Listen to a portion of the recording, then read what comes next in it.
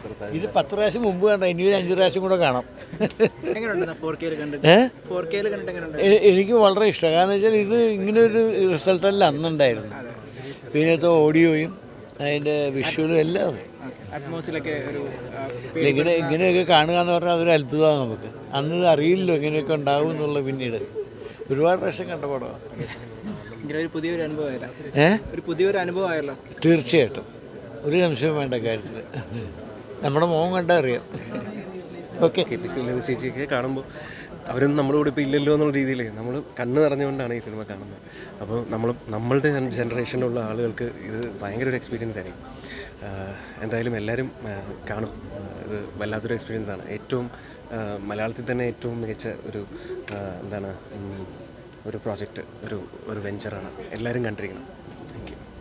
പലപ്പോഴും നമ്മൾ നേരത്തെ തന്നെ മണിച്ചിത്രത്താഴ് ആൾക്കാർ താഴെ വരെ ഇരുന്ന് തിരുവനന്തപുരത്തെ ഫെസ്റ്റിവലിലൊക്കെ ഇട്ടപ്പോൾ കണ്ടിട്ടുണ്ട്. പക്ഷേ അതിനെക്കാട്ടിയും കുറച്ചും കൂടി വിഷ്വലിയും അതുപോലെ തന്നെ സൗണ്ട് എഫക്ട്സും ഒക്കെ തന്നെ പെർഫെക്റ്റ് ആക്കിയിട്ടാണ് പുതിയ സിനിമയോട് മികവുറ്റ രീതിയിൽ കിടപിടിക്കുന്ന രീതിയിലാണ് ഈ മണിച്ചിത്രത്താഴും ഒരുക്കിയിരിക്കുന്നത്. അപ്പം എന്തായാലും സിനിമാ പ്രേക്ഷകർ ഇത് തിയേറ്ററിൽ വന്ന് കാണുകയാണെങ്കിൽ വീണ്ടും ഒരു തിയേറ്റർ എക്സ്പീരിയൻസ് തന്നെ സമ്മാനിക്കും.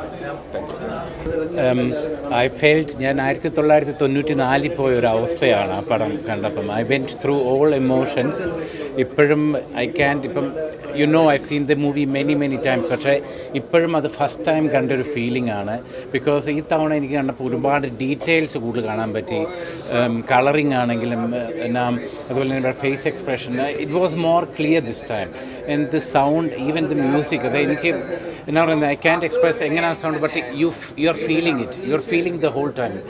നമ്മൾ ഈ ടി വിക്കകത്ത് കാണുമോ ഇല്ലെങ്കിൽ ഫോണിനകത്ത് കാണുന്നതിനെക്കാട്ടിൽ you are sitting in the theatre, you are feeling it.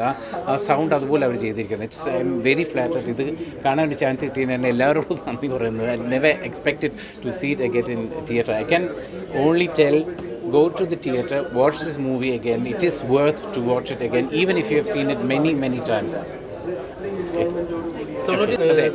അതെ ഡിസംബർ ടൈമില് അന്നുണ്ടായിരുന്ന ഒരു ക്രൗഡ് അതിനേക്കാളും ഉണ്ടോ, അല്ലെങ്കിൽ എങ്ങനെ തോന്നുന്നു? ബേസിക്കലി ഇന്നത്തെ ക്രൗഡ് എനിക്ക് അതാ പറഞ്ഞത്, ഐ ഫെൽറ്റ് 94 തിരിച്ചു പോയൊരു ഫീലിംഗാണ് വന്നത്. എന്ന് വെച്ചാൽ the people were clapping, correct സമയത്ത് അവർ ചിരിക്കുന്നു. ഇപ്പോഴും ആ പടം എല്ലാവർക്കും കാണാപ്പാടം അറിയാം സ്റ്റിൽ, ബട്ട് പീപ്പിൾ ആർ ലാഫിങ് ആ കറക്റ്റ് സീൻസ് വരുമ്പം. അതുപോലെ ടെൻസ്ഡ് ആയിട്ട് സിറ്റുവേഷൻ.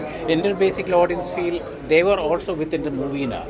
ആ സമയത്ത് ആരും ഫോൺ വിളിക്കുന്നില്ല. ക്ലൈമാക്സ് സീനൊക്കെ ആകുമ്പോൾ ഭയങ്കര ടെൻസ്ഡ് ആയിട്ട്. അപ്പം ആ effect still in the theatre they. അതുകൊണ്ട് it's was very great experience. ഇനി ഇത് ഞാൻ എങ്ങനെയെങ്കിലും എൻ്റെ തലയ്ക്ക് വീണ്ടും ക്ലിയർ ആക്കണം, അത് പഴയ അവസ്ഥയിലോട്ട് എത്താൻ. ഓക്കെ.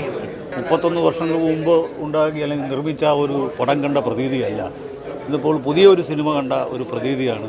ആ ശബ്ദത്തിൻ്റെ ആയാലും ആ കളറിൻ്റെ ആയാലും വ്യത്യാസം ആ 4K കൂടി ചെയ്തപ്പോൾ ഉണ്ടായ ആ വലിയ മാറ്റം വളരെ നന്നായിരിക്കുന്നു എന്നാണ്.